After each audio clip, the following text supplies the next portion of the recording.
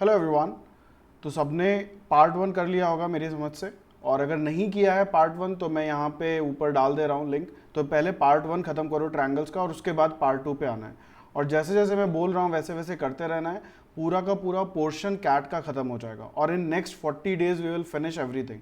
आज से date calendar पे अपने मार्क कर लो, अगले 40 डेज में मैं पूरा का पूरा सिलेबस खत्म करने वाला हूँ। और उसके बाद आपके पास 15 डेज हैं। This series is helpful for all set of students, चाहे वो पहली बार तैयारी कर रहा हो, चाहे वो प्रॉपर ख़त्म कर चुका हो और उसके बाद उसको सिर्फ रिवीजन करना हो, या जिसने आज की डेट से भी नया शुरू किया है, उनके सबके लिए इंपॉर्टेंट है। डिपेंड करेगा कि किसको कितना टाइम लगेगा। जिसने किया हुआ है उसके लिए बहुत फास्ट मूवमेंट है, वो थोड़ी स्पीड बढ़ा के भी देख सकता है। जो पहली बार कर रहा है उसको हो सकता है 2 बार देखना पड़े, अपने नोट्स बनाने पड़े। मेक श्योर कि आप अपने नोट्स को टैली करते रहो। अगर कहीं पे लग रहा है कि कुछ एक्स्ट्रा पॉइंट्स हैं आपके पास तो वो कमेंट्स में ज़रूर लिखो, मैं उसको इनकॉर्पोरेट कर दूंगा अपने आने वाले वीडियोस में, या फिर जो स्टूडेंट्स उस कमेंट्स को देखेंगे वो अपने नोट्स को अपडेट कर लेंगे। वैसे बहुत कम चांसेस है कि कुछ भी नया कंटेंट या मटेरियल रह गया होगा, बिकॉज बहुत रिसर्च के बाद ये पूरा प्रोडक्ट हम लोग, ये पूरा कोर्स हम लोग स्टार्ट कर रहे हैं। And the deal is on. आप सभी लोग हम लोगों को हेल्प करोगे और हम लोग आपको हेल्प करेंगे। तो आई होप कि सबने इस वीडियो को अभी तक लाइक कर दिया होगा। जितनी भी जगह मैं कमेंट करने को बोल रहा हूँ वहाँ पे कमेंट करते रहो, अपने क्वेश्चंस के आंसर्स देते रहो, और अपने कैसे भी फीडबैक जो है, कंस्ट्रक्टिव है, नहीं अच्छा लग रहा है, कोई भी कैसा भी फीडबैक है, हम हर फीडबैक को पॉजिटिव एटीट्यूड से लेते हैं। तो प्लीज़ अपने फीडबैक भी ज़रूर शेयर करते रहो। चलो शुरू करते हैं। So this is geometry triangles. My name is Sharad. I am CEO and co-founder of Catapult Classes, pass out of IFT Delhi, 6 times 99 plus percentiler, and this is my percentile of CAT 19, 99.97. ये मेरी अभी तक की सबसे अच्छी percentile है। And I had calls from all the IIMs, IIM Ahmedabad, Bangalore, Calcutta and every other IIM. उसकी भी एक वीडियो मैं बनाऊंगा, अपनी जर्नी का, कॉल कैसे आई, क्या मेरी प्रोफाइल है एंड सब कुछ। तो बाकी जो बच्चे हैं जिनको लगता है कि कॉल नहीं आ सकती है उनके लिए भी बहुत हेल्पफुल होगा। Now before we start, test series start हो गई है, चल रही है। लॉन्चिंग ऑफर है 799 का। जैसा मैं पहले वीडियो में मैंने बोला था कि सब लोग टेस्ट सीरीज लेते ही लेते हो, तो हमारी टेस्ट सीरीज ले लो और सारे बच्चे अपने दोस्तों को भी बोलो कि टेस्ट सीरीज लें। हर स्टूडेंट एटलीस्ट 2 से 3 टेस्ट सीरीज लेता है। So if you add 1 test series of Catapult classes as well, will be very happy. और इसमें ये मैं बोल रहा हूँ कि इसमें सबसे ज़्यादा आपको अपना कंपटीशन पता चलेगा, आपको अपनी रैंकिंग पता चलेगी, बिकॉज बहुत ही आई मस्ट से कि बहुत ही लाइक सस्ती है, सबके लिए अफोर्डेबल है। कोई भी बच्चा किसी भी फाइनेंशियल कंडीशन का है वो उसको अफोर्ड कर सकता है। नॉर्मल टेस्ट सीरीज 7,000, 8,000, 4,000, 3,000 इस तरीके की मिल रही हैं। वो भी वीडियो सॉल्यूशंस, किसी में मिलता है किसी में नहीं मिलता है। यहाँ पे सब कुछ मिल रहा है तो कोई प्रॉब्लम नहीं है, फटाफट इनरोल कर लो। DILR में जिनको भी इश्यूज़ है, ये बहुत ही अच्छा प्रोडक्ट है जो चल रहा है 2,999। Please enrol in this. And for people who have problem with RC, please enrol with RC 200। अब हम आ जाते हैं आज के टॉपिक्स पे। तो हमने अभी तक पेरीमीटर कर लिया था, प्रॉपर्टीज ऑफ ट्रायंगल्स कर ली थी पार्ट 1 में, काउंट ऑफ ट्रायंगल्स कर लिए थे, अगर हमारे पास साइड मैक्सिमम साइड है तो कैसे निकालना, ये सब कुछ हमने कर लिया था। आज हम लोग क्या क्या करेंगे, हम लोग एरिया ऑफ ट्रायंगल्स करेंगे। तो एरिया ऑफ ट्रायंगल जो होता है वो बहुत तरीके से निकलता है, तो उसमें से कुछ तरीके जो हम अभी पढ़ सकते हैं और समझ सकते हैं वो हम आज करेंगे। Then we will do similarity of triangles, बहुत इंपॉर्टेंट टॉपिक है। प्रॉपर्टीज ऑफ सिमिलर ट्रायंगल्स करेंगे एंड कॉन्ग्रुएंट ट्रायंगल्स करेंगे। तो स्टार्ट करते हैं एरिया ऑफ ट्रायंगल से। एरिया ऑफ ट्रायंगल आज जो हम लोग 3 तरीके के मेथड सीखेंगे। पहला मेथड है half into base into height. This is a basic property of finding areas of any figure. तो हम क्या करते हैं, हम बेस ले लेते हैं और उसको हाइट से मल्टीप्लाई कर देते हैं, तो हमें पूरा रेक्टेंगुलर एरिया मिल जाता है। क्योंकि तो हम क्या करते हैं, जैसे ये रेक्टेंगल है, ये मेरा बेस है और ये मेरी हाइट है। हाइट का मतलब क्या होता है, अभी उस पर भी आते हैं ट्रायंगल के केस में कि हाइट क्या होती है। रेक्टेंगल के केस में लेंथ और ब्रेड्थ होती है। तो मान लेते हैं ये हाइट है, तो ये जो एरिया ऑफ रेक्टेंगल होगा वो क्या होगा, B इंटू एच होगा। बट अगर हमको ट्रायंगल बनाना है, मान लो हमने इसको जोड़ दिया, तो अब ये 2 इक्वल एरियाज हो गए। Symmetry of the figure, 2 equal areas हो गए। तो ये जो ट्रायंगल है उसका एरिया कितना हो जाएगा, half of B into H. अब अगर कैसा भी ट्रायंगल बना लो, चाहे ये बना लो, तो भी ये जो 3 रीजन हमें मिल रहे हैं, region number 1, region number 2 and region number 3, so 2 is equal to 1 + 3, हमेशा रहेगा ये, ठीक है। तो इस तरीके से हमारे पास क्या आ गया, half into B into H आ गया। अब half into B into H है क्या, पहले समझते हैं। तो एक अगर ट्रायंगल है मेरे पास, ठीक है, ए बी और सी, अगर मैंने बी सी को बेस मान लिया, सो अगर मैंने बोला कि ये जो बी सी है दिस इज माई बेस, जो यहाँ पे ये बी है ये बेस को डिनोट कर रहा है, तो इसका मतलब ये बी सी क्या हो गया, बी हो गया, ठीक है। ट्रायंगल के उससे मैं बोल नहीं रहा हूँ कि जो साइड है उसकी लेंथ तो ए होगी, बट यहाँ पे इस फॉर्मूले के हिसाब से ये मेरा बेस हो गया, बी सी क्या हो गया, बेस हो गया। अब बी सी पे जो हाइट आएगी, जो ऑल्टीट्यूड आएगा, वो हमको निकालना है, एच हमको निकालना है। तो एच क्या होगा, तो जो हमारा रिमेनिंग वर्टेक्स होगा, कौन सा वर्टेक्स बच रहा है, ए बच रहा है, तो ए से हम परपेंडिकुलर ड्रॉप करेंगे बी सी पे, ये जो है ये एच हो गया। तो जो एरिया ऑफ ट्रायंगल हो गया वो क्या हो गया, half into B C into, अगर मेरा ये डी है, A D, that is half into B into H. अब ऐसा नहीं है कि हम सिर्फ बी सी को ही बेस ले सकते हैं, मैं ए सी को भी बेस मान सकता हूं। इन दैट केस जो मेरा एच होगा वो भी डिफरेंट होगा, ए सी भी डिफरेंट है। तो एच कहां से मिलेगा, रिमेनिंग वर्टेक्स कौन सा है, बी है, तो यहां से हम एक परपेंडिकुलर ड्रॉप करेंगे। अगर मान लो ये बी ई है, तो एरिया क्या हो जाएगा, half into A C into B E, ये दोनों एरिया सेम होंगे, B C into A D equals to half into A C into A E. उसी तरीके से हम इसको भी बेस मान सकते हैं, ए बी को। तो उस समय रिमेनिंग वर्टेक्स क्या है, सी है, तो हम यहाँ से परपेंडिकुलर ड्रॉप करेंगे, तो हमारा एरिया क्या होगा, half into A B into C, मान लेते हैं ये एफ है, तो सी एफ। तो बेस किसी को भी ले सकते हो, बस उस बेस पे हमको ऑल्टीट्यूड ड्रॉप करना पड़ेगा। अब ऐसा नहीं है कि ऑल्टीट्यूड हमेशा इसी बी सी पे ही गिरेगा। एग्जाम्पल के लिए मान लो एक ट्रायंगल ऐसा है, ठीक है, ये कौन सा ट्रायंगल है, सब लोग एक बार फटाफट मुझे बताओ, मैं ट्रायंगल बना रहा हूं,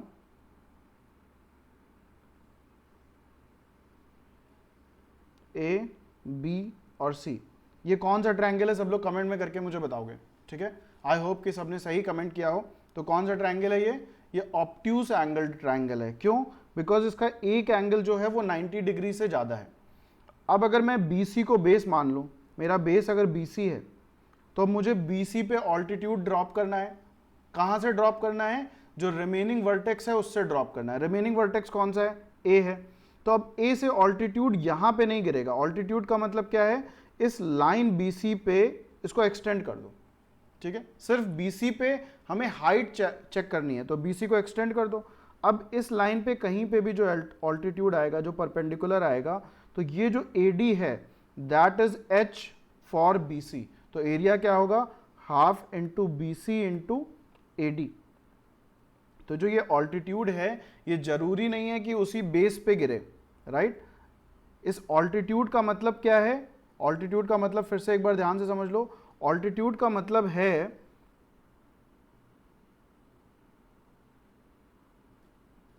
अगर ये मेरा ट्रायंगल है, तो स्ट्रेट कर देते हैं इसको,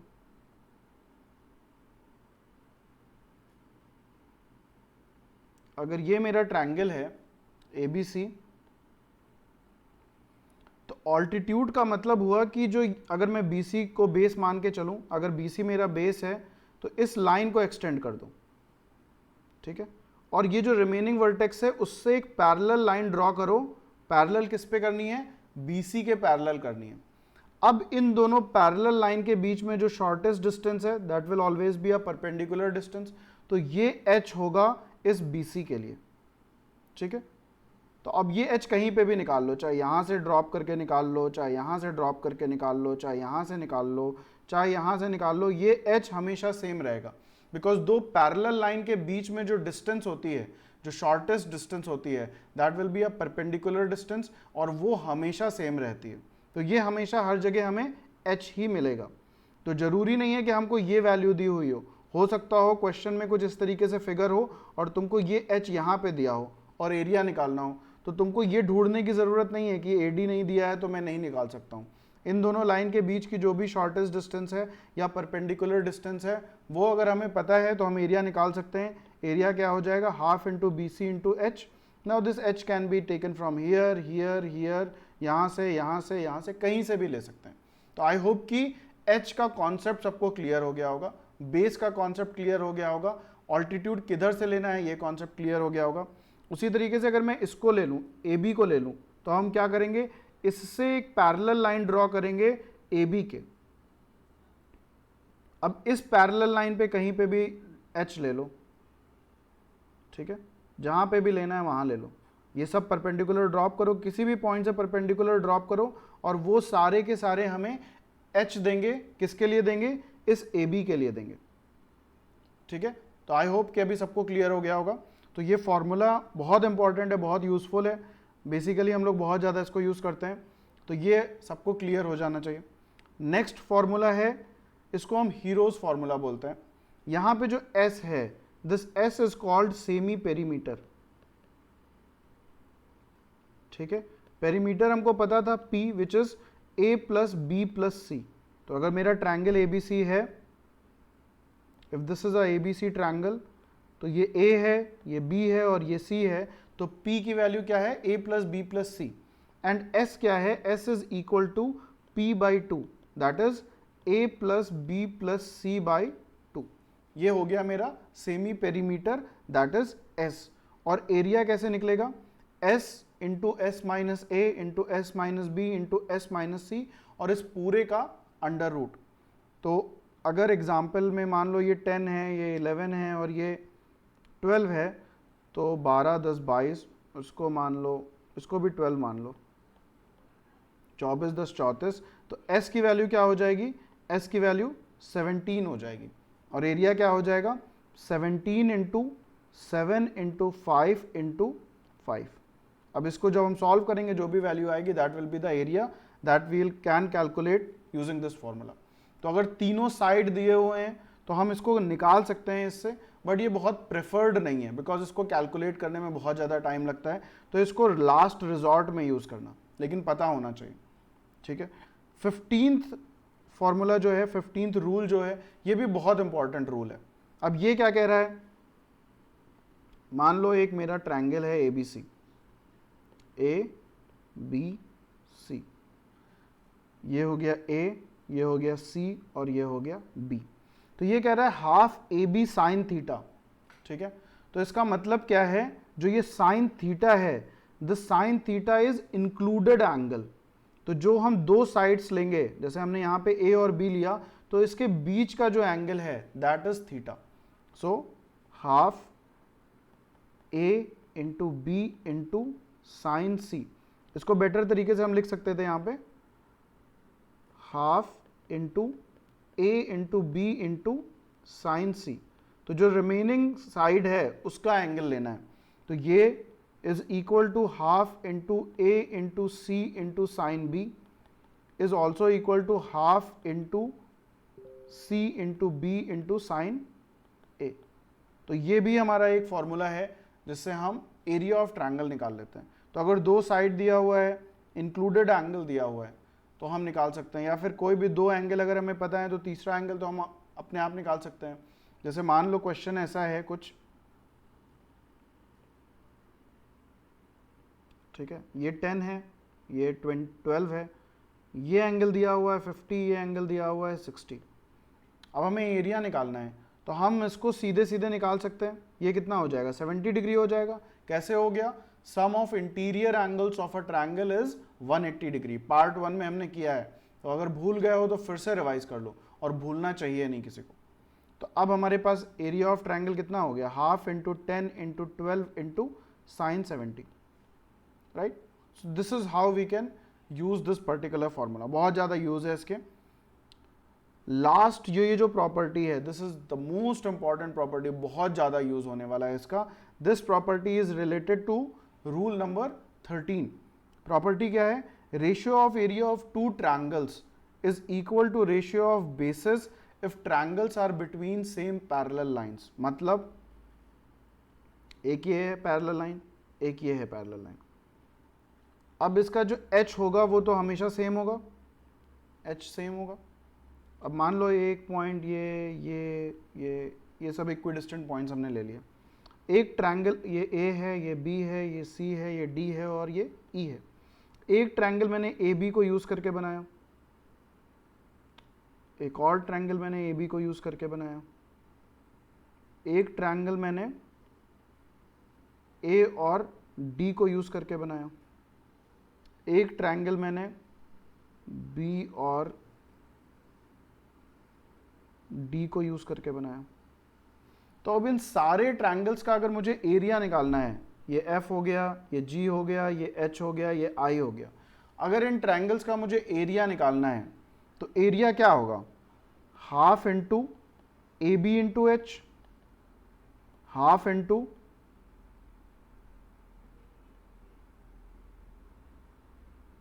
दूसरे वाले ट्रायंगल का भी area half into A B into H, तीसरे वाले का हाफ इंटू ए, ब्लैक वाले को मैं देख रहा हूं ए डी इंटू एच, और ये ग्रीन वाला क्या होगा? Half into B D into H. तो अब यहां पे देखो, अगर इनका मैं रेशियो निकालूं तो हाफ और एच तो सबसे कट जाएगा, क्या बचेगा? A B is to A B is to A D is to B D.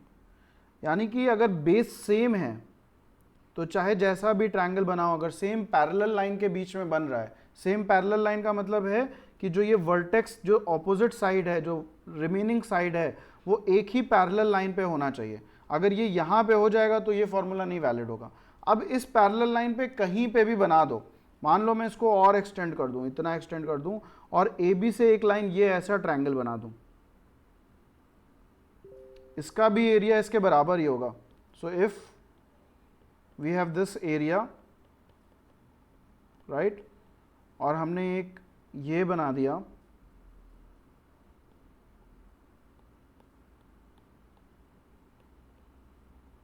ठीक है, तो देखने से लग सकता है कि यार ये बड़ा होगा या छोटा होगा या जो भी है, but both the areas will be of same value. दोनों ट्रायंगल का एरिया क्या होगा? सेम होगा। क्यों सेम होगा? बिकॉज बेस दोनों का सेम है और हाइट दोनों का सेम है, बिकॉज दीज टू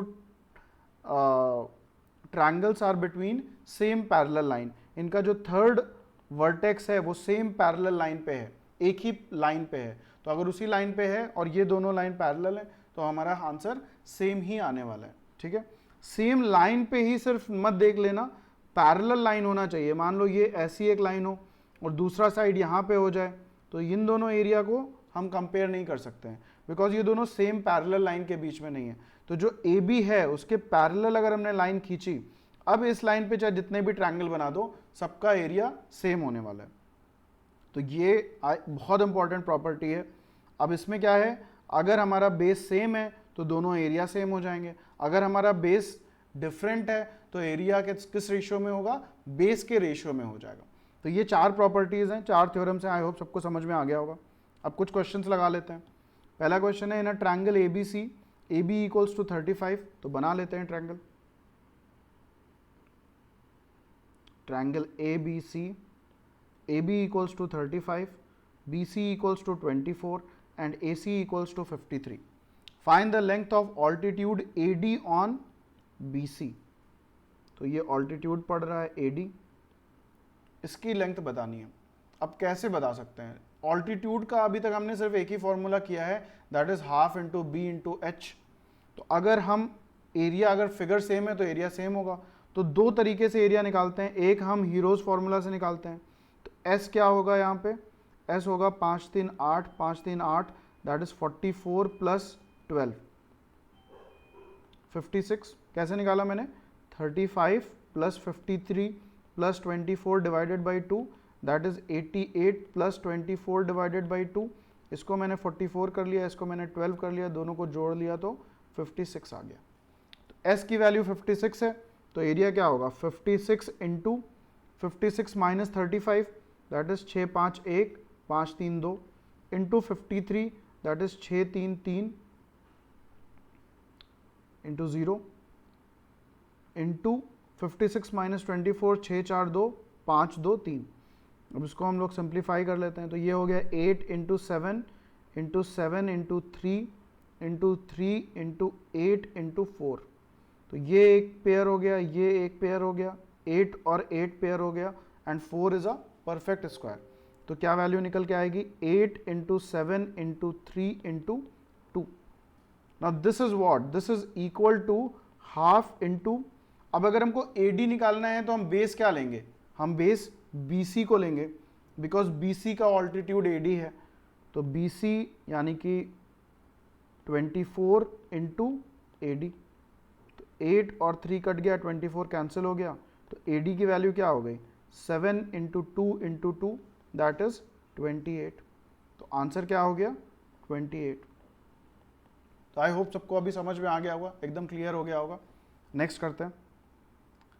इस क्वेश्चन को करने से पहले सब लोग खुद से ट्राई करो, आंसर कमेंट में करो, अगर नहीं हो रहा है फिर ओके वीडियो देखना, 1-2 मिनट अपने आप को दो, वीडियो को पॉज करो, क्वेश्चन को सॉल्व करो, कमेंट करो अपने आंसर को, मुझे भी पता चलना चाहिए कि हो रहे हैं कि नहीं हो रहे हैं।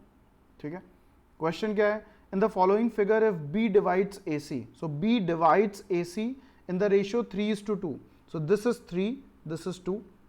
Find the ratio of areas of triangles ABD, BCD and ACD. अब देखो ये सेम पॉइंट है, सेम पॉइंट पे सब जा रहे हैं, इसका मतलब इस पॉइंट से अगर हम इस लाइन पे AC लाइन पे परपेंडिकुलर ड्रॉप करें तो उसकी हाइट h ही होगी, यानी कि एरिया ऑफ ट्रायंगल ABD क्या होगा, half into 3 into h, AB को हमने ले लिया। BCD क्या होगा, half into 2 into h। ACD क्या होगा, half into 3 plus 2 5 into h। अब ये अगर हमको इनका रेशियो निकालना है तो हाफ और h दोनों तरफ तीनों से कट जाएगा और क्या बचेगा, 3:2:5। आई होप सबको क्लियर हो गया होगा। तो ये किसका एप्लीकेशन है, ये रूल नंबर 14, 15, 16 का एप्लीकेशन है, दिस वन, राइट। इसको हमने यूज करके इसको अप्लाई किया है। ओके, नेक्स्ट क्वेश्चन को देखो, अगेन पॉज करो, आंसर करो और फिर वीडियो को आगे देखना। Points DE and F divide the sides of triangles ABC in the ratio, तो AB को डिवाइड कर रहा है 1:3 में, 1:4 एंड 1:1, इसको कर रहा है 1:4 में, इसको कर रहा है 1:1 में। ये फिगर गिवन है। What fraction of the area of triangle ABC is the area of triangle DEF। तो क्या करेंगे, अभी हमारे पास कुछ भी और नहीं दिया हुआ है, मल्टीपल तरीके से हम इसको कर सकते हैं। एक जो बहुत ही इंटरेस्टिंग वे हो सकता है वो ये हो सकता है कि हम half into A into B into sine C वाले फॉर्मूले को यूज करें। तो एरिया ऑफ ट्रायंगल ABC क्या हो सकता है, area of triangle ABC will be equal to half into 3B plus B that is 4B into A plus 4A that is 5A into sine A। And area of triangle ADE क्या होगा, that will be equal to half into 3B into A into sine A। तो अगर हम इनका ratio निकालें तो हमें क्या मिलेगा, हाफ और हाफ कट जाएगा, B और B कट जाएगा, A और A कट जाएगा, साइन A और साइन A कट जाएगा, that is 4 into 5 upon 3 into 1, that is 20/3। Triangle ABC upon triangle ADE is equal to 20/3, या फिर हम इसको लिख सकते हैं triangle ADE upon triangle ABC is equal to 3/20। ठीक है, अब इसमें एक चीज आप लोग और देख सकते हो, ये पूरा करने से कर तो सकते हो बट थोड़ा सा इसको हम फास्ट कर सकते हैं।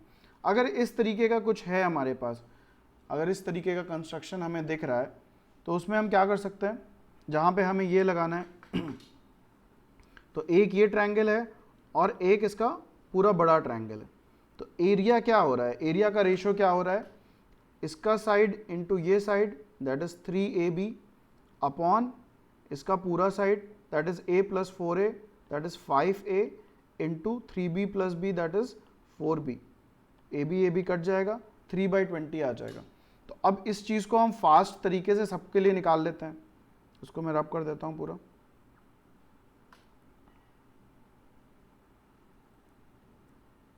तो अब हम क्या करेंगे, हमने triangle ADE upon triangle ABC निकाल लिया।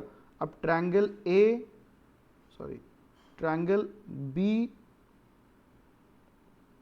F D upon triangle A B C, इस ट्रायंगल के ऊपर फोकस करो, तो ये क्या होगा, b into C upon 4b into 2c, जो अभी मैंने समझाया उससे किया, तो ये क्या हो जाएगा 1/8। अब इस वाले ट्रायंगल के लिए निकाल लेते हैं।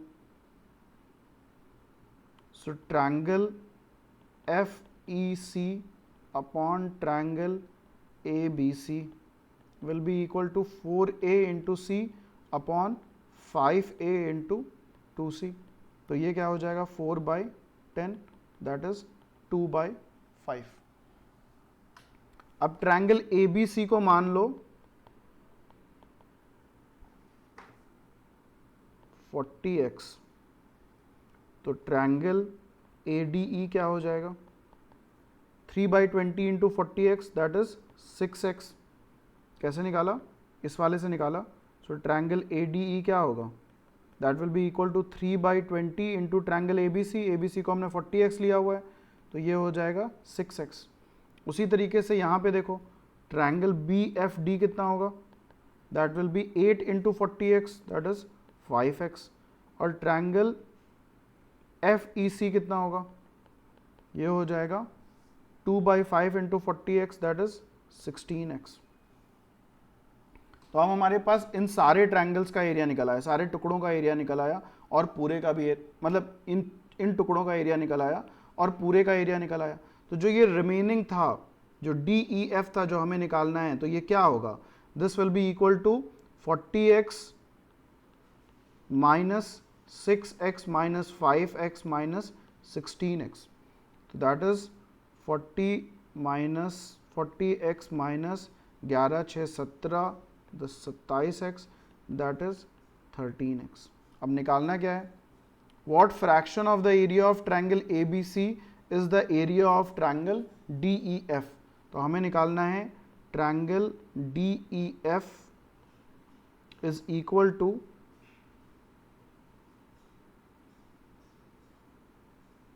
क्या हो रहा है, triangle A B C is equal to 13x upon 40x। तो हमें क्या निकालना है, हमें निकालना है triangle D E F is equal to 13/40 triangle A B सी।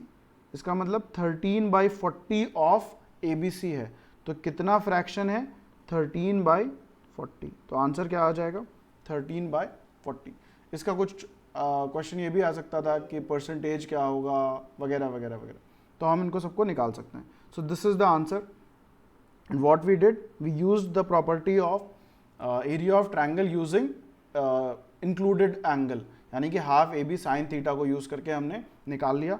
और ये जो मैंने बताया है ये काफ़ी यूज़फुल होता है, फटाफट निकाल लोगे, इससे वो पूरा ए बी साइन थीटा और वो सब लिखने की ज़रूरत नहीं है।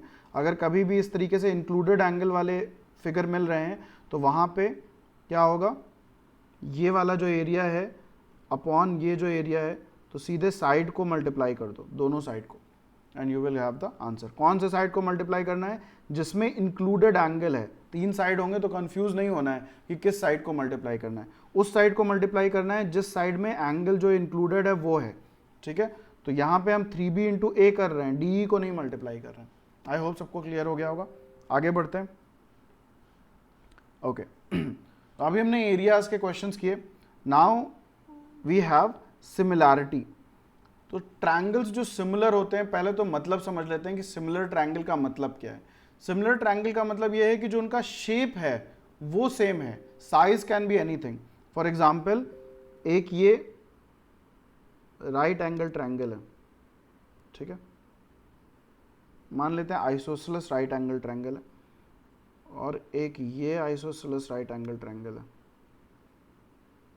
Now these two triangles are similar. क्यों सिमिलर हैं, बिकॉज इनको, इस वाले को अगर हम बड़ा करें, सेम प्रोपोर्शन से इसके सारे साइजेस को बढ़ाएं, तो ये इसको मीट कर लेगा, या फिर इस ट्रायंगल को सेम प्रोपोर्शन से सारे साइड को छोटा करें तो ये इसके जैसा हो जाएगा। तो शेप सेम होना चाहिए, sizes not material. Sizes different होंगे, शेप जो होगा वो सेम होगा। तो कंडीशंस क्या है, मैंडेटरी कंडीशंस क्या हैं जिसके बाद हम कह सकते हैं कि ट्रायंगल्स सिमिलर हैं। तो पहला जो तरीका है ये प्रूव करने का कि दो ट्रायंगल सिमिलर हैं, वो है a rule, angle angle rule. इसका मतलब क्या होता है कि अगर हमारे पास दो ट्रायंगल हैं, triangle A B C and triangle D E F, अगर इन दोनों ट्रायंगल्स के दो एंगल हम बोल सकते हैं कि दो एंगल सिमिलर हैं, यानी कि सेम है, तो इसका मतलब थर्ड एंगल ऑटोमेटिकली सेम हो जाएगा because of that 180 degree rule.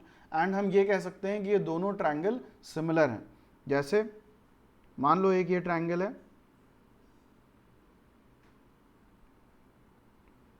और एक यहां पे हमने पैरेलल लाइन ड्रॉ कर दी, ए है, बी है, सी है, डी है और ई है। अब ट्रायंगल ए बी सी को देखो और ट्रायंगल ए डी ई को देखो, तो यहां पे एंगल ए दोनों में कॉमन है, तो angle A is equal to angle A, right. या फिर अगर मैं पूरा लिख दूं तो angle B A C is equal to angle D A E, ठीक है। अब अगर पैरेलल लाइन है तो ये एंगल और ये एंगल इक्वल होगा, that means angle A B C is equal to angle A D E. अब जब दो एंगल इक्वल हो गए तो तीसरा तो बाय डिफॉल्ट इक्वल होना ही है, और वैसे भी हमारे पास पैरेलल लाइन है तो हम देख भी रहे हैं कि इक्वल है, तो angle A C B is equal to angle A E D. Now these two triangles are similar. कौन कौन से triangle? Triangle A B C and triangle A D E. ये दोनों ट्रायंगल हमारे सिमिलर हो गए। किस प्रॉपर्टी से सिमिलर हुए? एंगल एंगल रूल से सिमिलर हो गए। हमने दो एंगल को इक्वल कर दिया और हमारे दोनों ट्रायंगल सिमिलर हो गए। अब अगर सिमिलर हो गए तो हम उनको लिखेंगे कैसे? मैं ये भी लिख सकता था ट्रायंगल ए बी सी, ये हम सिंबल यूज करते हैं सिमिलर के लिए, is similar to triangle D A E. मैं ये भी लिख सकता था ट्रायंगल ए डी ई, मैं ये भी लिख सकता था ट्रायंगल ई ए डी। इस तरीके के जितने भी परम्यूटेशंस हो सकते हैं, कितने परम्यूटेशंस हो सकते हैं कमेंट में लिख के बताओ कितने तरीके से हम इसको लिख सकते हैं। It's a modern maths question, I hope सबको पता होगा। तो हम 3 फैक्टोरियल से इसको अरेंज कर सकते हैं, दैट मीन्स 6 तरीके से लिख सकते हैं। D A E, D E A D E, A E D, E A D and E D A. ये 6 तरीकों से हम इसको लिख सकते हैं। लेकिन क्या ये 6 तरीके सही हैं? क्या हम इनको लिख सकते हैं ऐसे? नहीं, इनमें से सिर्फ एक ही तरीका होगा जो सही होगा, बाकी सारे के सारे तरीके गलत होंगे। वो तरीका कौन सा है? वो कौन सा एंगल ट्रायंगल का तरीका है जो सही होगा? तो उसके लिए हम लोग क्या कहते हैं, करस्पॉन्डिंग एंगल्स देखो। बी ए सी किसके बराबर है? डी ए ई के बराबर है, यानी कि इधर ए आएगा और इधर भी ए आएगा। ए बी सी किसके बराबर है? ए डी ई के बराबर है। तो अगर हम बी ले रहे हैं यहाँ पे नेक्स्ट साइड या नेक्स्ट वर्टेक्स, तो यहाँ पे हम क्या लेंगे? डी लेंगे। ए सी बी किसके बराबर है? ए ई डी के बराबर है।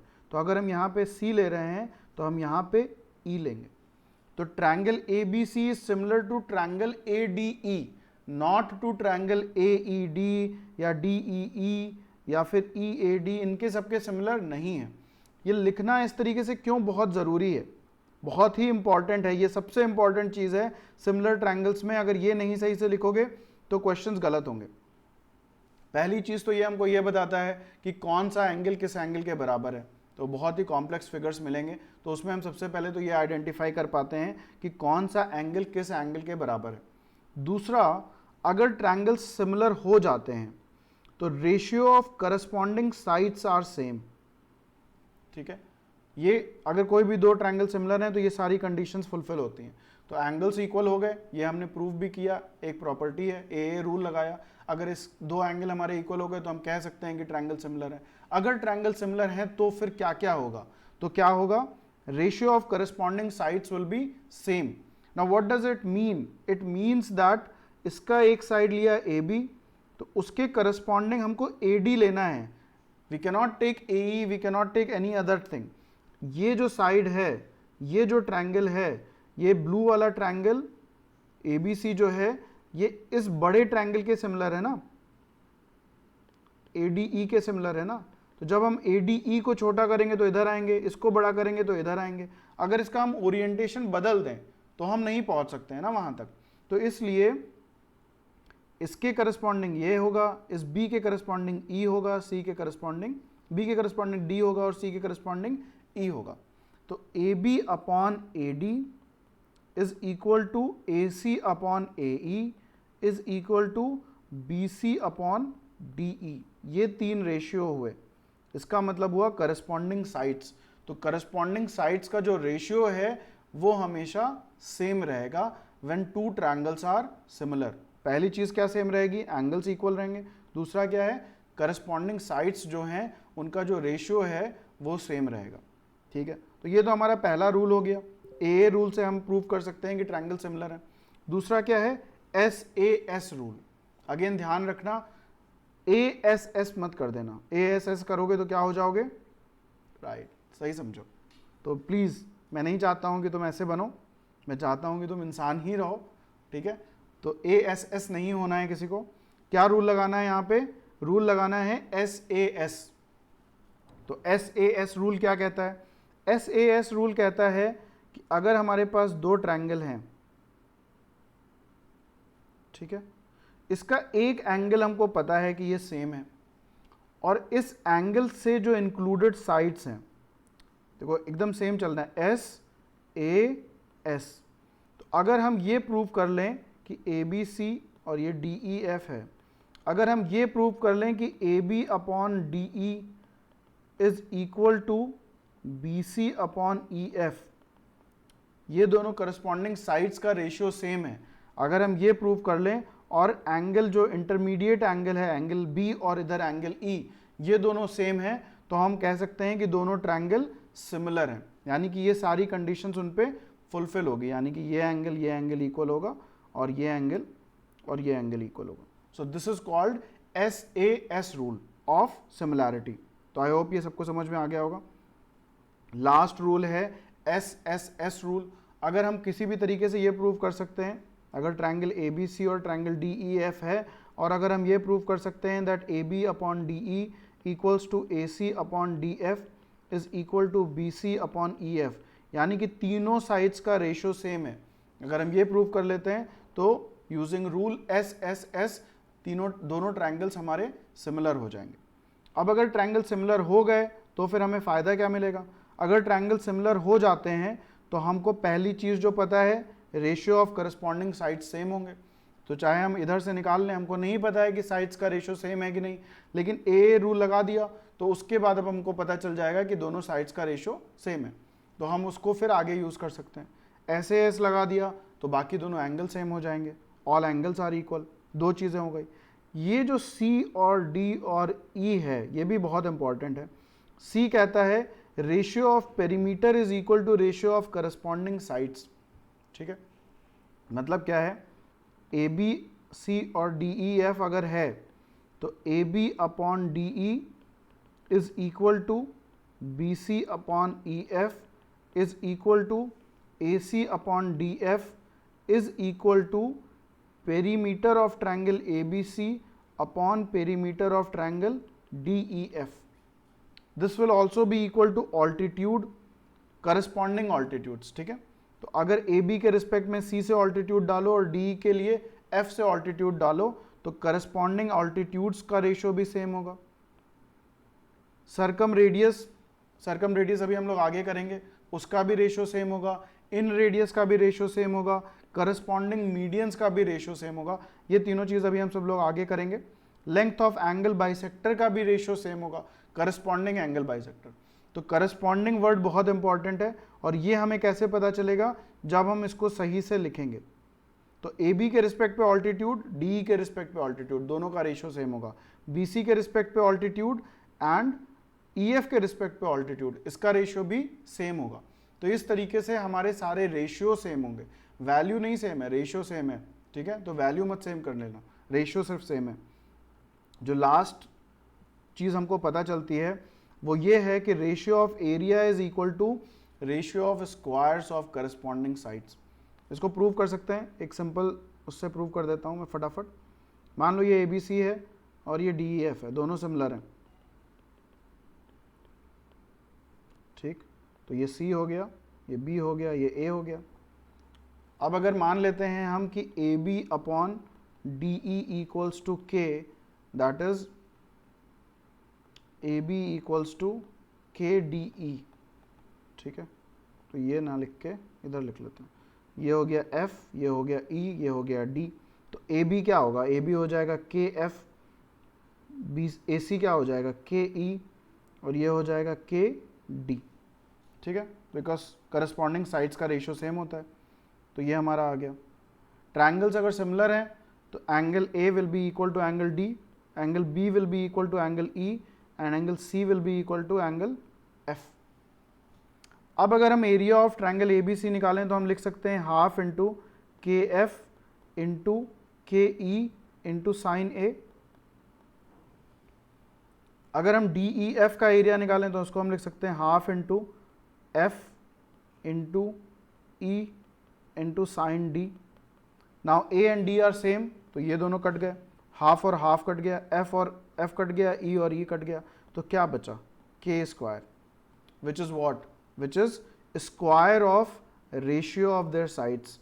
AB अपॉन DE का रेशियो क्या है, K है, तो इसका स्क्वायर हो गया।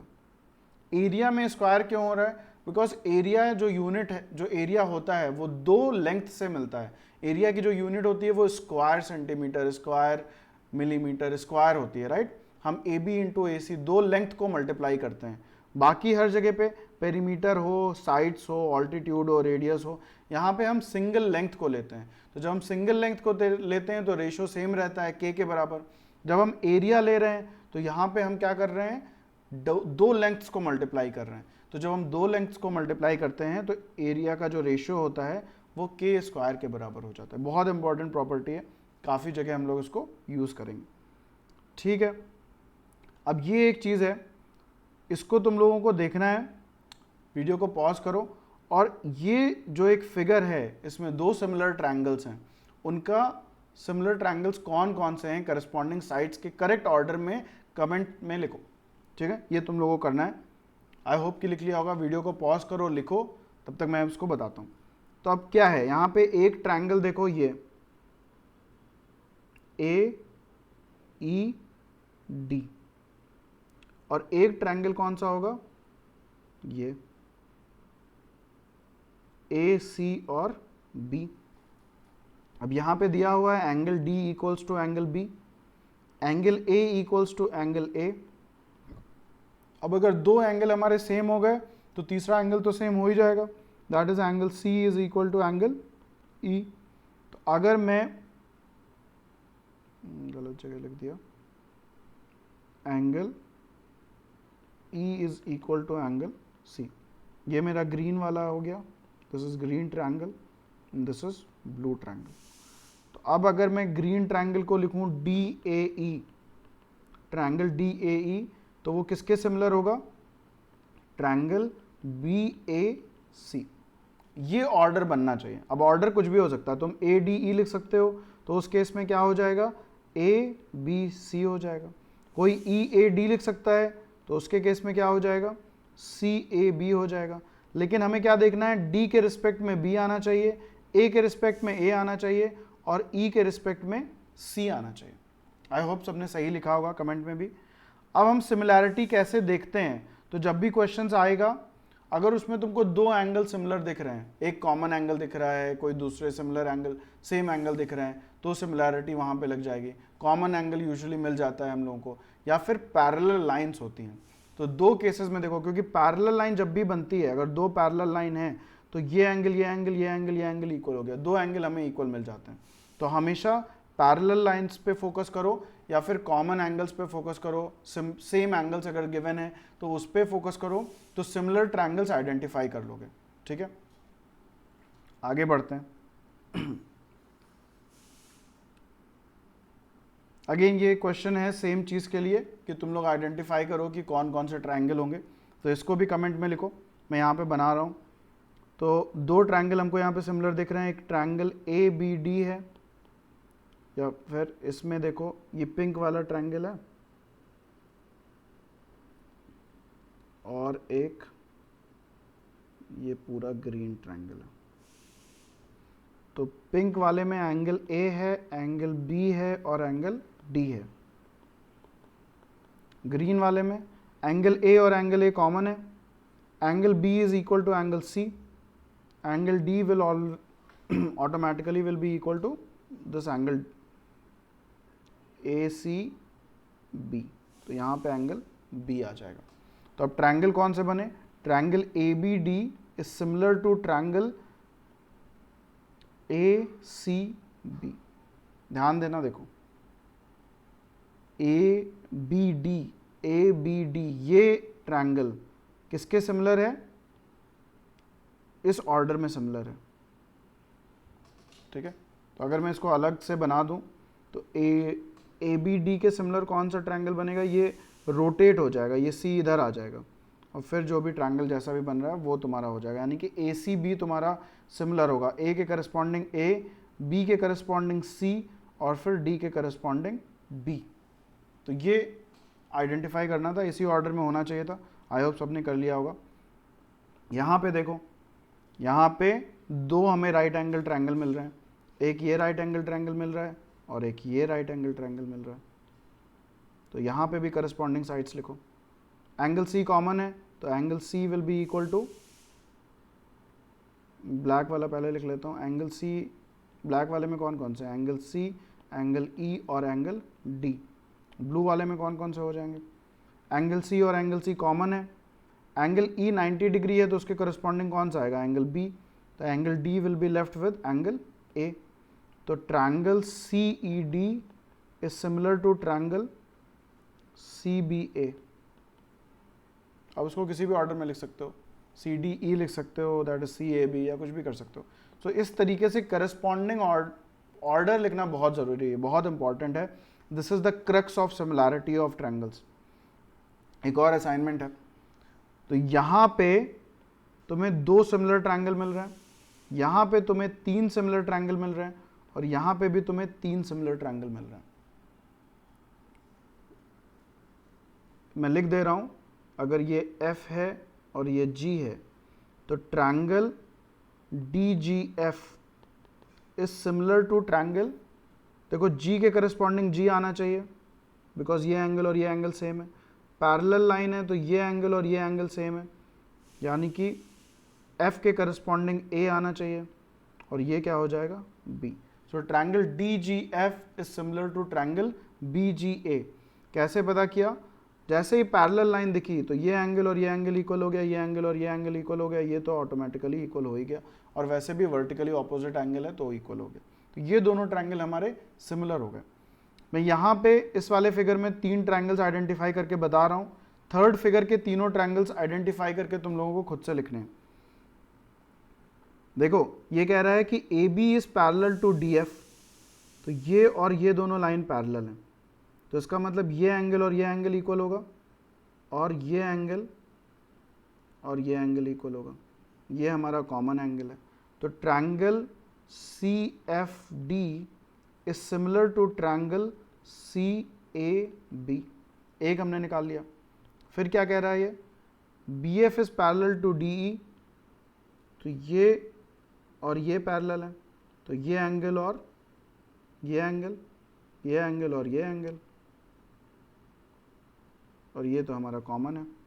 तो triangle CED is similar to triangle CFB। अब तीसरा कौन सा हो सकता है? तो देखो, अगर BF is parallel to DE है, इसका मतलब ये एंगल और ये एंगल सेम होगा।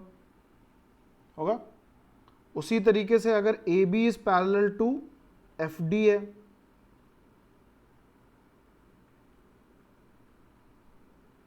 तो जो ये एंगल होगा वो भी सेम होगा, राइट?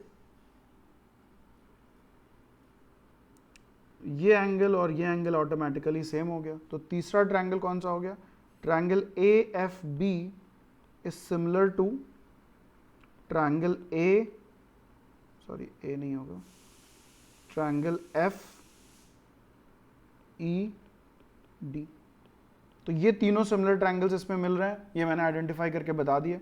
अब इसमें कौन से तीन सिमिलर ट्रायंगल मिल रहे हैं ये तुम लोग लिखोगे कमेंट सेक्शन में। तो दिस इज योर टास्क। आगे बढ़ते हैं। Okay, now the next point that we need to understand is similarity of triangles में अगर राइट एंगल ट्रायंगल है ये दो फिगर हैं, सेम ही फिगर है, मैंने बस इसको रोटेट कर दिया है। तो इसको ऐसे रोटेट कर दिया है, तो अगर कभी इस तरीके का दिखे या इस तरीके का दिखे, तो यहाँ पे क्या होता है, तीन राइट एंगल ट्रायंगल हमें दिख रहे हैं। एक ट्रायंगल ABC, दूसरा triangle A right angle triangle है, D राइट एंगल है, और A के बाद हमने B लिया है विच इज़ थीटा, तो D के बाद भी हम B ले लेंगे और उसके बाद हम A ले लेंगे ट्रायंगल DBA में। और तीसरा ट्रायंगल हो गया हमारा ये वाला।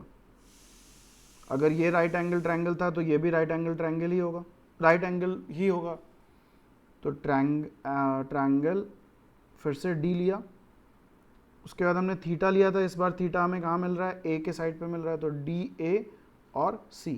तो ये तीन ट्रायंगल हमारे सिमिलर होते हैं। कौन कौन से, ये वाला टुकड़ा किसके सिमिलर है, बड़े ट्रायंगल के भी सिमिलर है और इस छोटे ट्रायंगल के सिमिलर है। तो देखो इस तरीके से तीन ट्रायंगल हमें मिल रहे हैं, एक ये ग्रीन वाला, एक ये ब्लू वाला, और एक जो हमारा ओरिजिनल ABC है वो। तो ये तीन सिमिलर ट्रायंगल हमको मिले। अब अगर तीन सिमिलर ट्रायंगल हैं दैट मीन्स AB अपॉन, अगर इन दोनों को हम सिर्फ देखें तो AB upon DB is equal to AC upon DA is equal to BC upon BA। तो इन दोनों को अगर तुम देखो तो AB स्क्वायर किसके बराबर हो रहा है, AB square is equal to BC into BD which is this point. तो हम क्या किए, AB स्क्वायर, ये स्क्वायर अगर हमें निकालना है, ठीक है, ओरिजिनल वाले का अगर हमें ये स्क्वायर निकालना है तो ये क्या होगा, B से हम दोनों लेंथ देखेंगे, एक लेंथ कहाँ तक जा रही है, C तक जा रही है, और दूसरी लेंथ कहाँ तक जा रही है, D तक जा रही है। ये दो पॉइंट थे हमारे पास, तो BC इंटू BD। उसी तरीके से अगर हम इन दोनों को देखें तो क्या देगा, DB upon DA is equal to DA upon DC is equal to BA upon AC। यहाँ पे हमें कुछ दिख रहा है, DA, तो इन दोनों को अगर देख लो तो क्या दिख रहा है, AD square equals to DB into DC, that is point number 1। तो AD स्क्वायर यानी कि अगर हम ये जो ऑल्टीट्यूड डाल रहे हैं, A से हाइपोटेन्यूज पे जो ऑल्टीट्यूड डाल रहे हैं, इसका अगर हमको स्क्वायर लेना है तो इस पॉइंट से दोनों लेंथ ले लो हाइपोटेन्यूज पे, DC एक लेंथ है और एक DB लेंथ है, तो DC इंटू DB हो गया।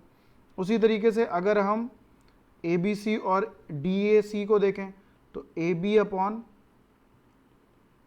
DA is equal to AC upon DC is equal to BC upon AC।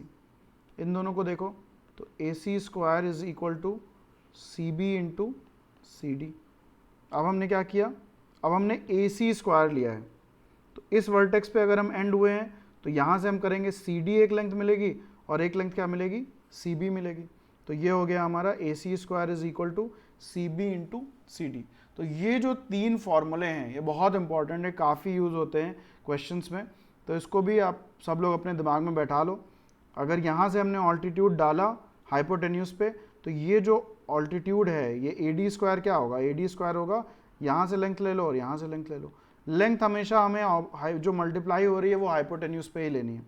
अगर हमें AB स्क्वायर निकालना है तो AB स्क्वायर क्या होगा, B वर्टेक्स पे हम आए हैं तो क्या होगा, BD इंटू BC। लेंथ हम हमेशा हाइपोटेन्यूज पे ही लेंगे। अगर हमें इस पे देखना है, AC स्क्वायर देखना है, तो C वर्टेक्स से देखेंगे तो क्या होगा, CD इंटू CB। तो ये हमारे तीन फॉर्मूले हो गए। अब इन्हीं फॉर्मूलों को हम अगर थोड़ा सा और मैनिपुलेट करें तो हमें क्या मिलेगा, लेट्स सी।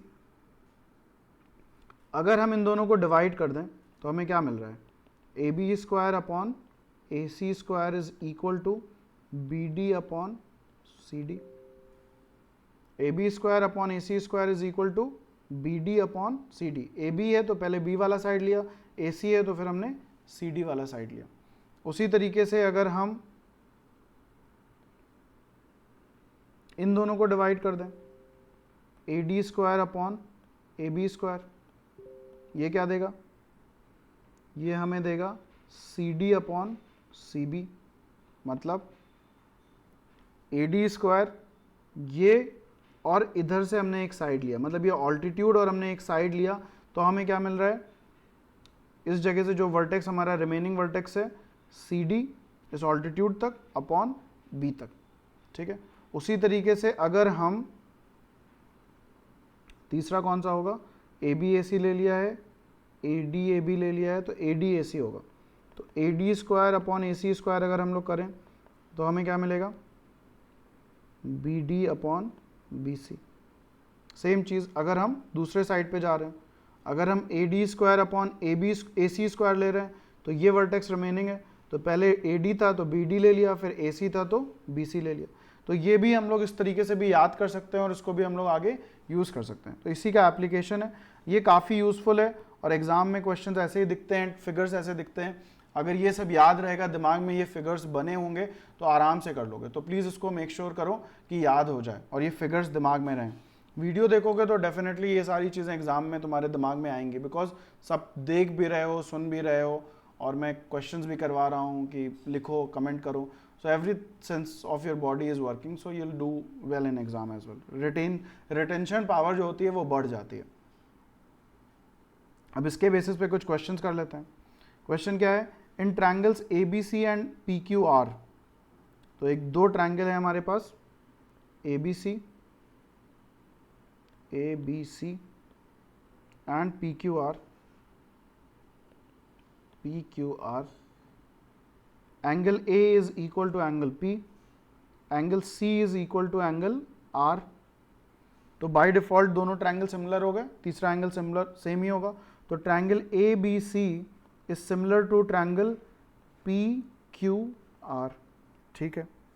तो इससे हमें क्या मिला, A B upon P Q is equal to A C upon P R is equal to B C upon Q are.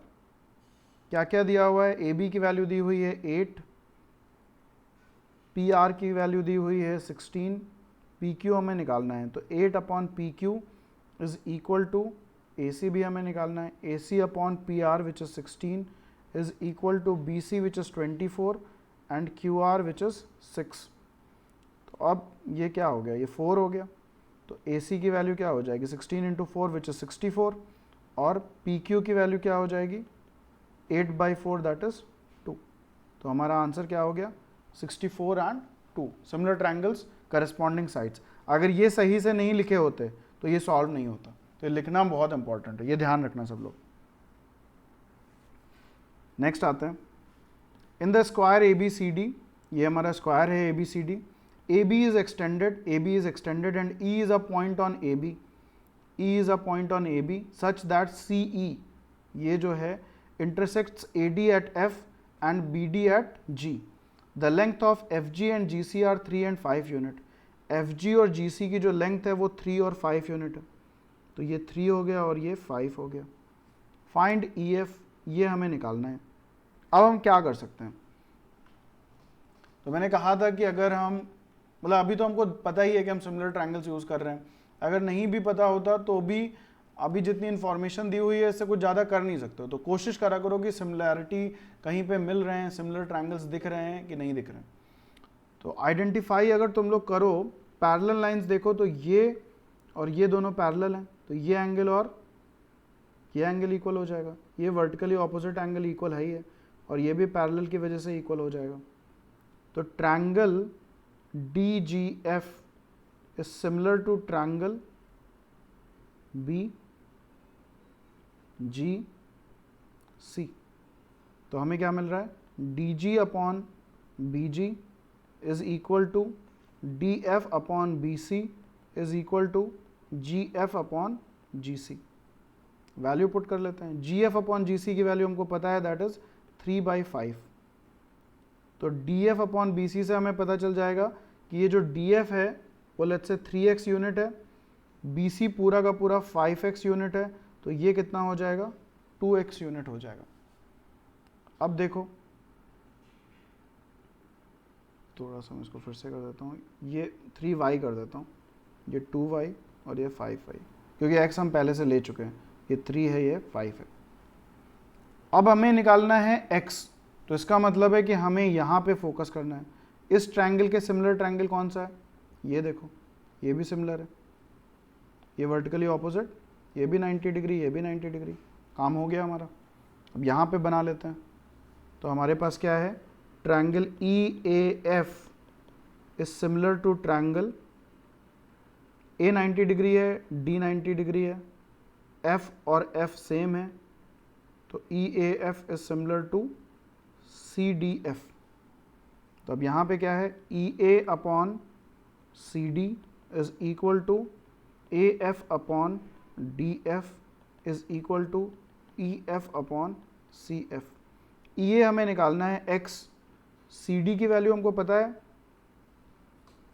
अगर ये स्क्वायर है तो ये भी 5y होगा, तो E A upon 5y is equal to A F upon D F हमें पता है 2y अपॉन 3y।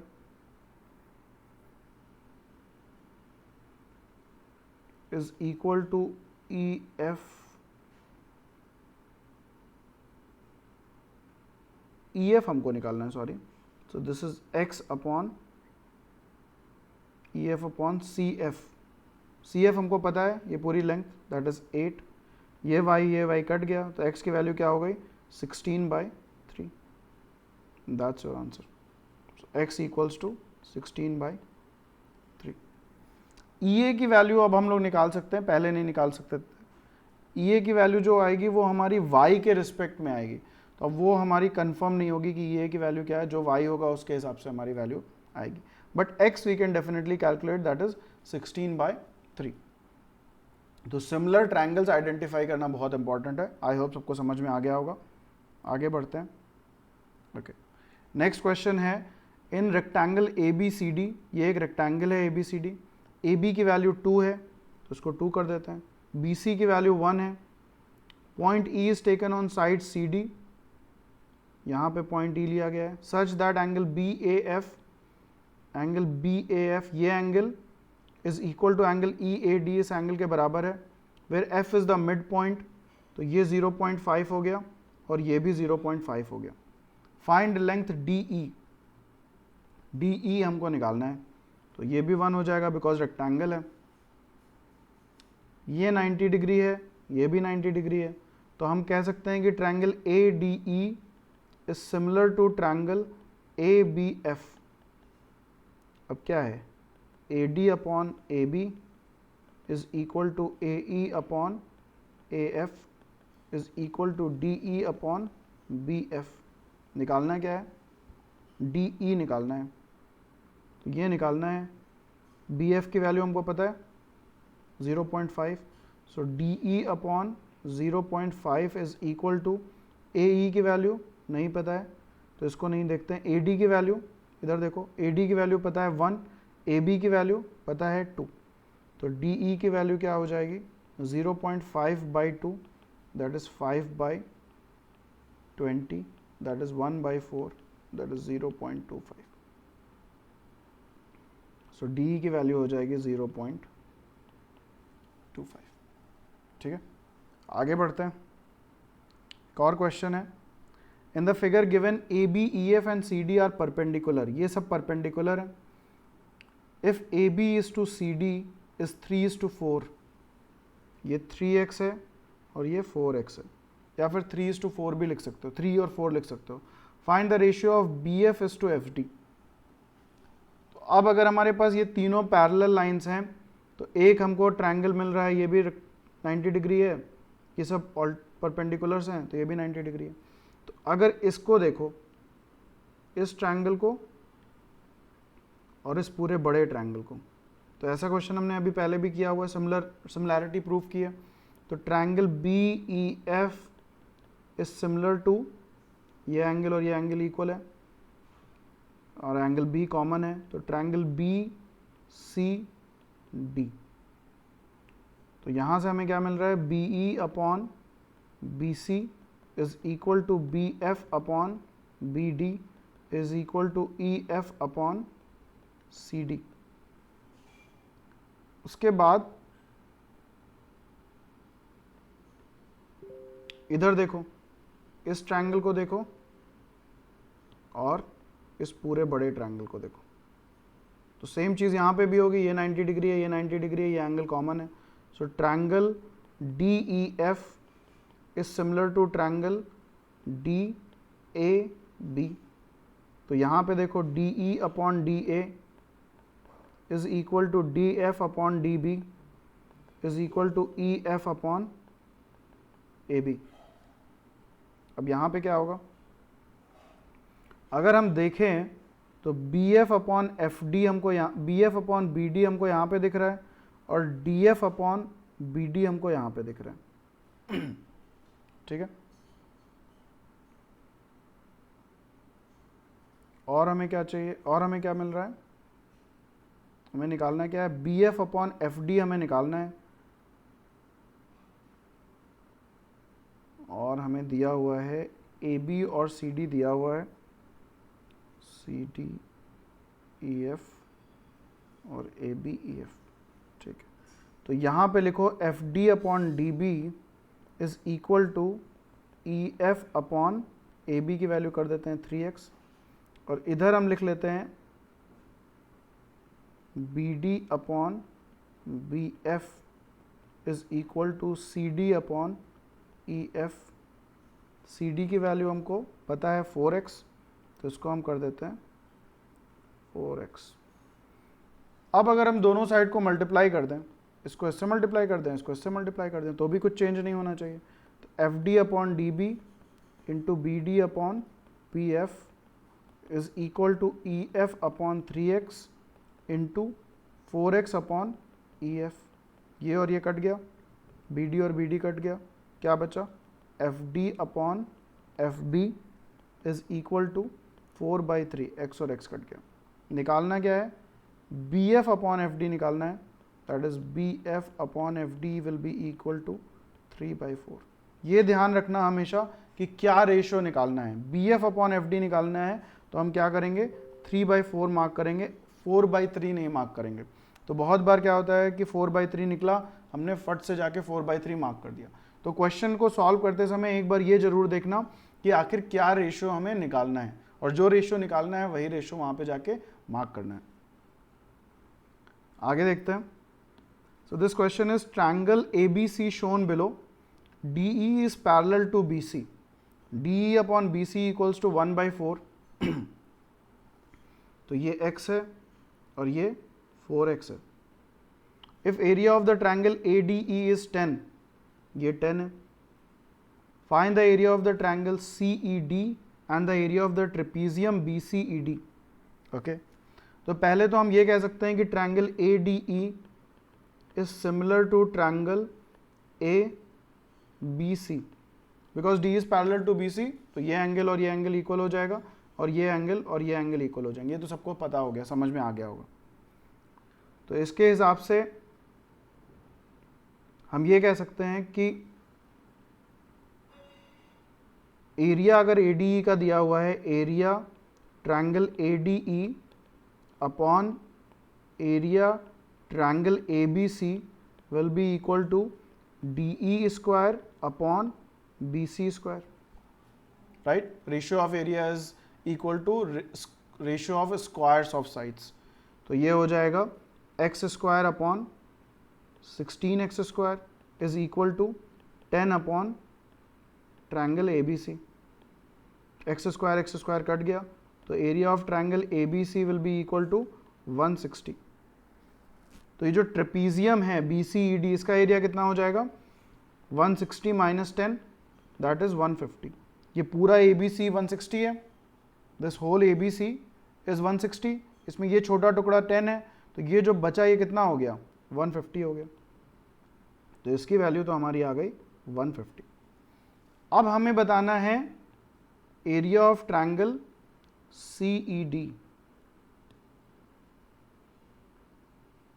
ठीक है, area of the triangle CED। अब ये कैसे निकालें, तो अब यहाँ पे सेम प्रॉपर्टी यूज करेंगे, DE और BC ये दोनों सेम पैरेलल लाइन के बीच में है, तो इनका ऑल्टीट्यूड तो सेम होगा, तो रेशियो ऑफ एरिया किसके इक्वल होगा, तो ratio of area triangle CED या CDE upon ratio of BDC will be in the same ratio as DE upon CB, because altitude same है, तो जो बेस होगा उसी के रिस्पेक्ट में होगा, half into D E into H, half into B C into H. तो जो हमने वहाँ पे किया था, आई डोंट नो वेदर अभी वहाँ पे है कि नहीं है लाइन, इरेज हो गया होगा। यहाँ पे जब हम लोगों ने पैरेलल लाइन बनाई थी और यहाँ पे 2 पॉइंट लिए थे और फिर ऐसे ट्रायंगल बनाए थे, तो अब कहीं पे भी यहाँ पे भी बेस ले सकते हो, उससे कोई फर्क नहीं पड़ेगा, बिकॉज चाहे बेस इधर लो चाहे बेस इधर लो, अगर इन सेम पैरेलल लाइंस पे तुम बेस ले रहे हो और दूसरा जो रिमेनिंग वर्टेक्स है वो दूसरी पैरेलल लाइन पे ले रहे हो, ऑपोजिट पैरेलल लाइन पे ले रहे हो, तो हाइट हमेशा सेम रहेगी। तो जो एरिया ऑफ ट्रायंगल है वो हमेशा बेस के रेशियो में रहेगा। सेम चीज हम लोग यहाँ पे कर रहे हैं। तो ये किसके डी अपॉन बी सी के बराबर हो जाएगा, that is X upon 4x, that is 1/4। तो area triangle CDE is equal to 1/5 into area of BCED, that is 150, that is 30। तो एरिया ट्रायंगल CDE किसके बराबर हो गया, 30 के बराबर हो गया। यहाँ पे मैंने क्या किया, हम मान लेते हैं ट्रायंगल CDE का एरिया A है और ट्रायंगल BDC का एरिया 4A हो जाएगा, तो इनका टोटल एरिया कितना हो जाएगा, 5A हो जाएगा, which is equal to BCED, that is 150। तो A की वैल्यू कितनी आ जाएगी, 30। तो A की वैल्यू 30 हो गई और 4A की वैल्यू 120 हो गई। सो this is another question based on similarity and everything. Next question देख लेते हैं। Find the ratio of AD and CD when AB equals to 3, BC equals to 4, angle B equals to 90 degree. Also find area of triangle ADB. तो हमारे पास angle B 90 degree है,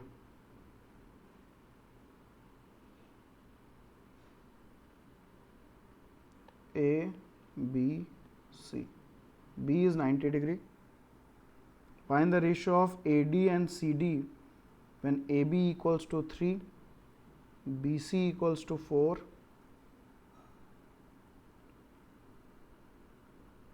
okay. तो यहाँ पे दिया नहीं हुआ है BD is perpendicular, so this BD is perpendicular on AC। मैं कुछ मिस कर गया हूँ, तो ये एज्यूम कर लो बिकॉज जिस प्रॉपर्टी के लिए करवाया है क्वेश्चन, तो BD is perpendicular on AC। अब क्या होगा, अब BD अगर इस पे परपेंडिकुलर है और हमें क्या निकालना है, find the area all, find the ratio of AD and CD। AD upon CD निकालना है हमें। तो अगर AD अपॉन CD निकालना है, उसको ध्यान से देखो तो क्या था, BD square, sorry AB square, because AD ऊपर है तो AB स्क्वायर, और CD है तो फिर BC square. If I show you here, यहाँ पे हम लोगों ने किया था, थिंक रेज हो गया, देखते हैं, यप। तो ये हम लोगों ने किया था, अगर हमें BD अपॉन CD निकालना है तो हम क्या करेंगे, AB square upon AC square करेंगे, राइट। तो सेम चीज़ हम यहाँ पे कर ले रहे हैं। अब अगर ये इस तरीके से याद है तो सिमिलैरिटी लगाना और वो रूल लगा के फिर वहाँ पे पहुँचने की ज़रूरत नहीं पड़ेगी। तो अब AB स्क्वायर क्या है 9, BC स्क्वायर 16, तो AD इज टू CD कितना हो जाएगा, 9 इज टू 16 हो जाएगा। अब क्या पूछ रहा है, also find area of triangle ADB। तो अब ये जो टोटल है,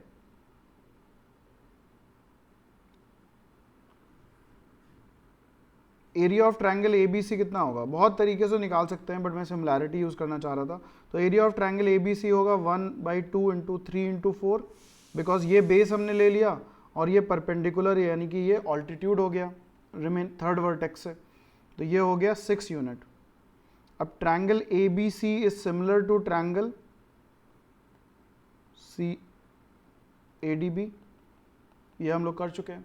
तो इसका मतलब रेशियो ऑफ एरिया क्या होगा, triangle ABC upon triangle ADB is equal to 6/x is equal to, कौन कौन से, ये अगर एग्जैक्टली मैं लिखना चाहूँ तो कैसे सिमिलर हो रहे हैं ये लिख लेते हैं सही से।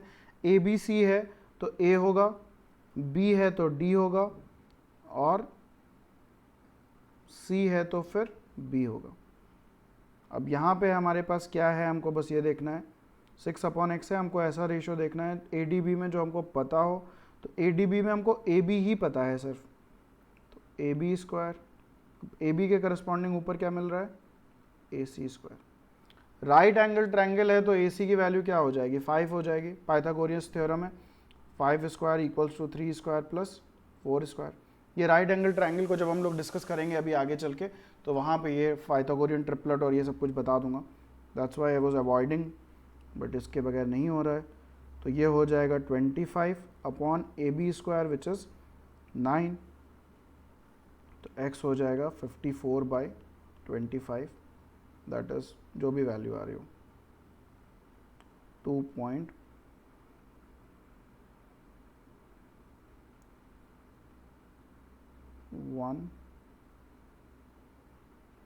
I think 54/25 will be 2.16, 25 6 जो 150, 40, ठीक है। तो एरिया ऑफ ट्रायंगल ADB कितना हो जाएगा 2.16, और एरिया ऑफ ABC हो जाएगा 6, तो एरिया ऑफ DBC कितना हो जाएगा 6 माइनस 2.16, जो भी वैल्यू आ रही। तो ये काफ़ी कुछ था। देयर आर 22 क्वेश्चंस हो चुके हैं जो हम लोग सॉल्व कर चुके हैं, एंड कितने रूल्स हम लोगों ने कर लिए हैं, वी हैव कंप्लीटेड 21 रूल्स। तो अब ये सब फटाफट सब लोग करते रहो, एंड नेक्स्ट टॉपिक जो होगा वो बहुत ही जल्दी आने वाला है, और प्लीज़ लाइक इट। अपने कमेंट्स बहुत ज़रूरी हैं, उनको लिखो, एंड जो सबसे इम्पॉर्टेंट है, please share it with all your friends. जब तक लोग ज़्यादा नहीं देखेंगे, जब तक व्यूज़ नहीं बढ़ेंगे, जब तक कमेंट्स नहीं आएंगे, लाइक्स नहीं आएंगे, इनफैक्ट डिसलाइक्स भी आ सकते हैं, डिसलाइक्स नहीं आएंगे, तब तक हमें नहीं पता चलेगा कि आप लोग शेयर कर रहे हो कि नहीं कर रहे हो। हमें ये नहीं पता चलेगा कि आप लोग अप्रिशिएट कर रहे हो कि नहीं कर रहे हो।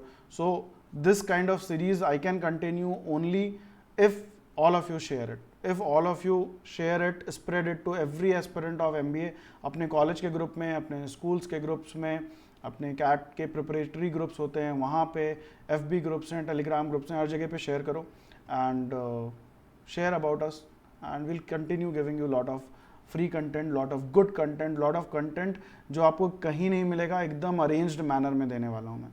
हर चीज़ प्रॉपर अरेंज तरीके से आपको हमारे यूट्यूब चैनल पे मिलेगी। So just subscribe it, press the bell icon, and keep sharing with all your friends. That's it guys, keep asking, keep sharing, keep learning, and enjoy your day.